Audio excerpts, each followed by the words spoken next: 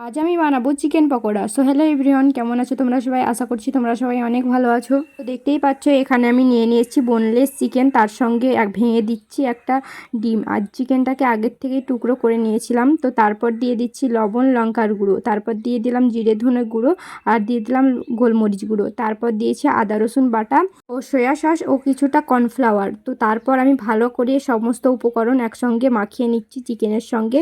তো তারপর কিছুক্ষণ আমি রেস্টে রেখে দিব। তো এখানে আমি চিকেনগুলোকে প্রায় 1 ঘন্টা মতো রেস্টে রেখেছিলাম। তো তারপর কড়াইয়ে তেল গরম করে নিয়েছিলাম, তারপর পকোড়াগুলো একে একে দিয়ে দিয়েছিলাম। তো এখানে আমি পকোড়াগুলো লো টু মিডিয়াম আছে ভালো মতো ভাজতে থাকবো, কারণ একটু সময় নিয়ে ভাজতে হবে, তাহলে ভেতরটাও ভালো মতো সেদ্ধ হয়ে যাবে আর ওপরটাও ক্রিস্পি হবে। এখানে আমি পরপর দুবার ভেজে নেব, তাহলে পকোড়াগুলো আরও সুন্দর লাগবে খেতে, ওপরটা খুবই ক্রিস্পি হবে।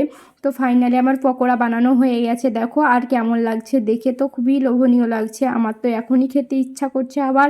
তো ভিডিওটা আজ এই পর্যন্তই। কেমন লাগলো অবশ্যই কমেন্ট করে বলবে, আর ভালো লাগলে লাইক কমেন্ট শেয়ার করে দেবে আর পেজটাকে ফলো করে দেবে। বাই, দেখা হচ্ছে।